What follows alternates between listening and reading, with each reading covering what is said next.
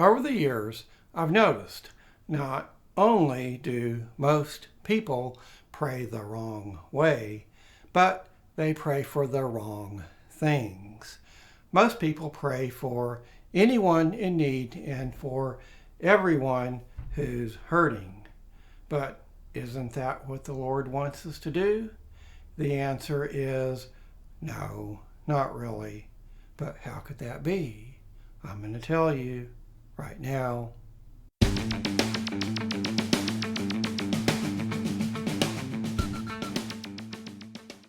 Hey, I'm author Michael Ramsey, and this is Michael Ramsey Books, where I show people how to transform their ordinary relationship with God into a spiritual one. If you haven't already subscribed, be sure to hit the red subscribe button and ring the notification bell now. Jeremiah 14:11. Then the Lord said to me, do not pray for the well-being of this people. Most Christians are quick to tell you that we should pray for everyone and everything. I've heard people say, all prayer is beautiful. There's no reason not to pray for everyone. But that's simply not true. Job 42:7. After the Lord said these things to Job, he said to Eliphaz the Temanite, I am angry with you and your two friends because you have not spoken the truth about me as my servant Job has. Take 7 bulls and 7 rams and go to my servant Job and sacrifice a burnt offering for yourselves. My servant Job will pray for you, and I will accept his prayer and not deal with you according to your folly.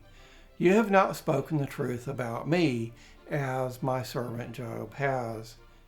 Eliphaz the Temanite, Bildad the Shuhite, and Zophar the Naamathite did what the Lord told them, and the Lord accepted Job's prayer. After Job had prayed for his friends, the Lord restored his fortunes and gave him twice as much as he had before. In the first instance, Jeremiah is told not to pray for a wicked people.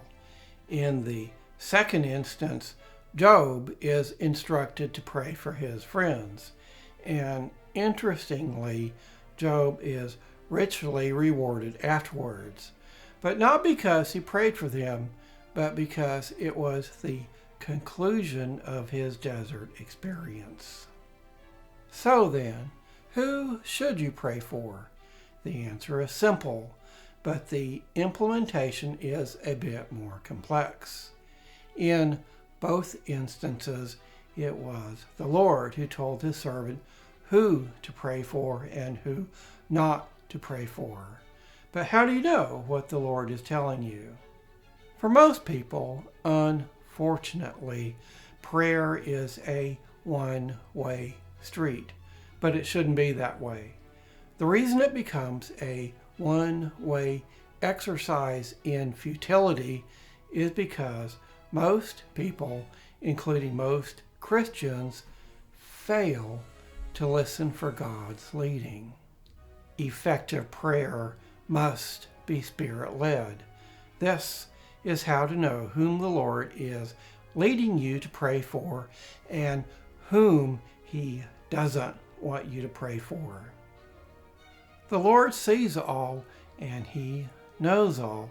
You shouldn't be praying for someone just because they are in need.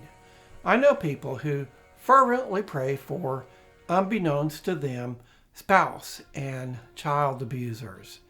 They have no idea, but the Lord knows, and so would they if they were willing to listen. Now, if you're willing to listen, that is, if you're willing to yield your goodness to the Lord, which truthfully isn't all that great, in favor of His goodness, which truly is good, then it's easy to know whom and whom not to pray for. Our good intentions are no excuse for folly.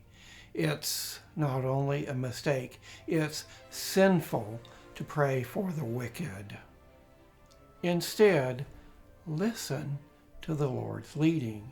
When you bring the name of someone before the Lord, do you sense anything? Do you feel the urge to keep praying for them? Sometimes the Lord may even reveal things about them to you. You may even see things they themselves don't know, but the Lord knows. Again, He sees all and He knows all. But when you bring the name of someone before the Lord and there's nothingness, nothing comes to mind, and there's no movement in your spirit, then stop. Unfortunately for them, the Lord doesn't want anything to do with them. It can be a hard pill to swallow, especially when it comes to your loved ones. But honestly ask yourself, am I willing to follow the Lord's leading? Or do I just want to go off and do my own thing and hope the Lord responds favorably? Because wouldn't it be better if you let the Lord be the Lord? Wouldn't it be better if you quit trying to manipulate Him? Wouldn't it be better if you were to yield all things to Him?